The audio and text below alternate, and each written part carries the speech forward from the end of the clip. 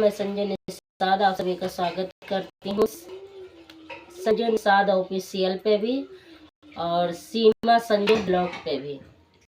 और आज हम लेके आए हैं आप लोगों के लिए नाच गीत। कैसा लगा आप लोगों को कमेंट बॉक्स में जरूर बताना।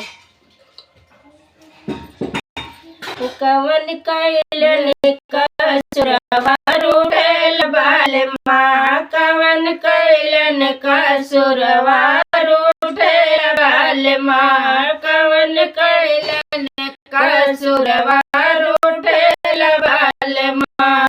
रूठल बाल माँ,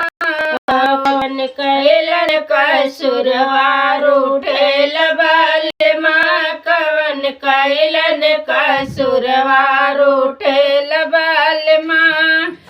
सासू जगावे उठन बाल माँ, गई सासू जगावे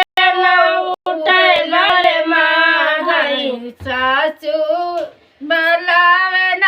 उठल बाल माँ, हाथ लेके की तबिया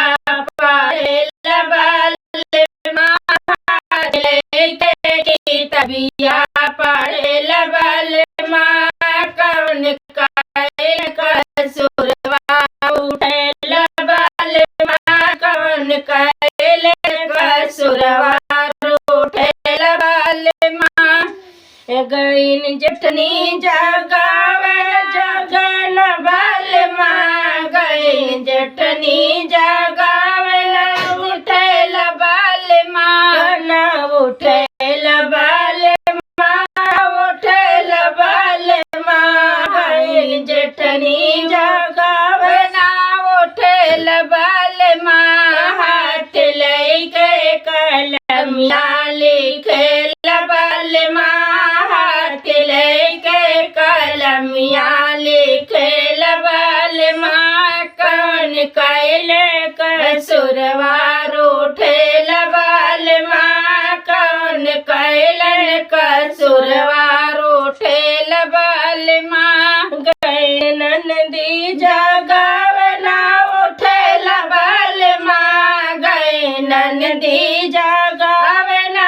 उठल बाल माँ, सिर से तान के चदरिया सोवेल बाल माँ, सिर से तान के चदरिया सोवेल बाल माँ, कवन कैलन कसुरवा रूठल बाल माँ, कवन कैल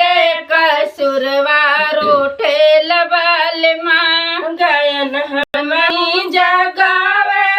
उठल बाल माँ, गयन हमही जगावे उठल बाल माँ, सर से फेंकिए चदरिया हंसेल बाल माँ, सर से फेंक के चदरिया